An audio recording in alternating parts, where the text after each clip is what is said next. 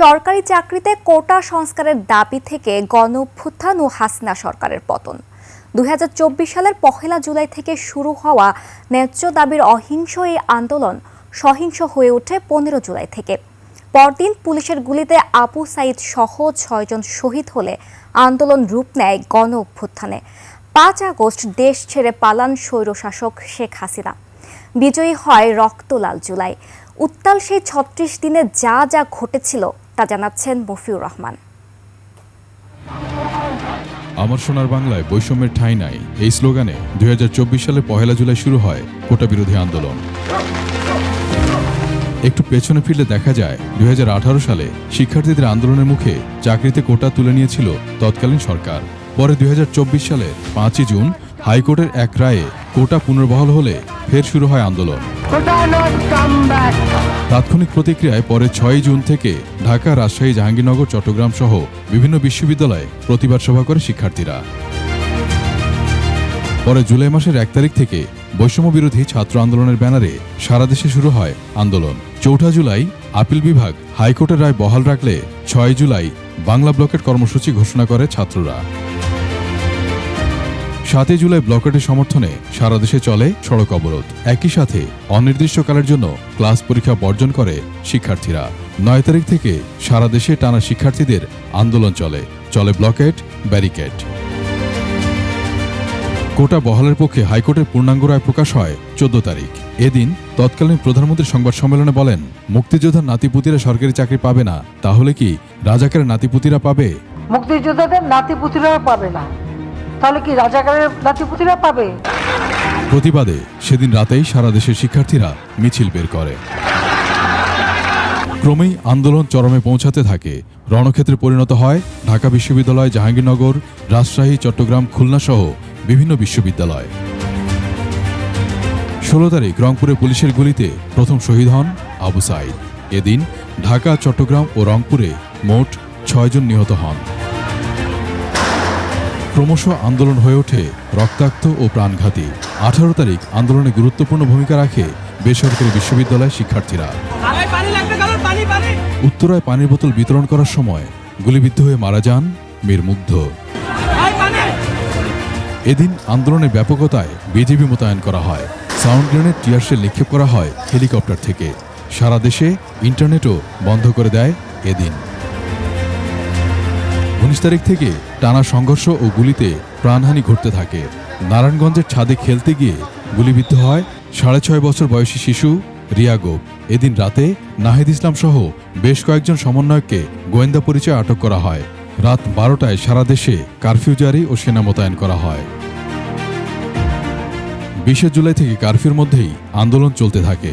নারী, শিশুসহ অনেকেই মারা যান পুলিশের গুলিতে।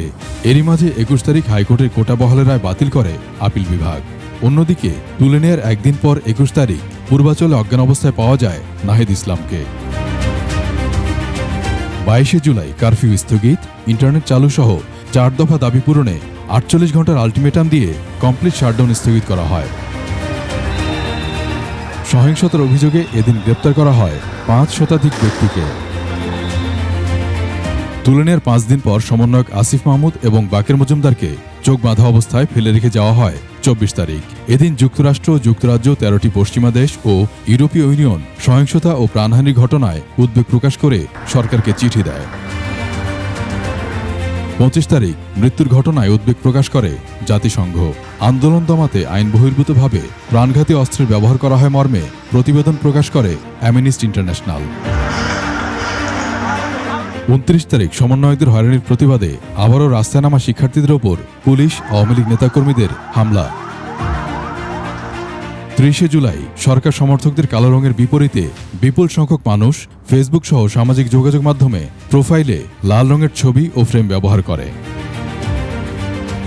জুলাই হত্যাকাণ্ডের বিচার সহ 9 দফা দাবিতে পরদিন মার্চ ফর জাস্টিস শিরোনামে পদযাত্রা ও বিক্ষোভ কর্মসূচি পালনের আহ্বান আন্দোলনকারী শিক্ষার্থীদের। 31 জুলাই বিভিন্ন স্থানে মার্চ ফর জাস্টিস কর্মসূচিতে পুলিশের হামলা, টিয়ারশেল, সাউন্ড গ্রেনেড ও লাঠি পেটায় ছত্রভঙ্গ বিক্ষোভকারীরা। 1 আগস্ট বা 32 জুলাই সহিংসতার ঘটনায় তদন্তে সহযোগিতা করার জন্য ফ্যাক্ট ফাইন্ডিং কমিটি পাঠানোর প্রস্তাব দিয়ে বাংলাদেশ সরকারের কাছে চিঠি পাঠান জাতিসংঘের মানবাধিকার high commissioner Volker Turk. 2 August গণমিছিল কর্মসূচিতে আন্দোলনকারীদের সঙ্গে পুলিশ ও আওয়ামী লীগ নেতাকর্মীদের আবারও সংঘর্ষ, পুলিশ সহ অনেকে হতাহত। শেখ হাসিনাকে পদত্যাগ করলেই হবে না। এই যে খুন, লুটপাট, দুর্নীতি এই দেশে হয়েছে, তার বিচার হতে হবে। 3 আগস্ট শহীদ মিনারে লাখো মানুষের সমাবেশে সরকার পতনের এক দফা ঘোষণা দেন বৈষম্য বিরোধী ছাত্র আন্দোলনের নেতা নাহিদ ইসলাম। অনির্দিষ্টকালের জন্য সর্বাত্মক অসহযোগ আন্দোলন ঘোষণা করা হয়। 4 আগস্ট অসহযোগ আন্দোলনের প্রথম দিনে পুলিশ ও আওয়ামী লীগ নেতাকর্মীদের সঙ্গে আন্দোলনকারীদের ব্যাপক সংঘর্ষে পুলিশ সহ শতাধিক মানুষ নিহত হয়। শাহবাগে ব্যাপক জমায়েতের মধ্যে মার্চ টু ঢাকা কর্মসূচি ঘোষণা করে বৈষম্য বিরোধী ছাত্র আন্দোলন। শুরুতে 6 তারিখ মার্চ টু ঢাকা পালনের কথা থাকলেও পরে সেটিকে একদিন এগিয়ে 5 আগস্ট করেন আন্দোলনের নেতারা। 5 আগস্ট বা 36 জুলাই শিক্ষার্থীদের মার্চ টু ঢাকা কর্মসূচিতে সাড়া দিয়ে লাখো মানুষ কারফিউ ভেঙে ঢাকার রাস্তায় নেমে আসেন। ছাত্র জনতার অভূতপূর্ব উত্থানে ক্ষমতা ছেড়ে ভারতে পালিয়ে যান শেখ হাসিনা। আনুষ্ঠানিকভাবে তার পদত্যাগের খবর ঘোষণা করেন সেনাপ্রধান।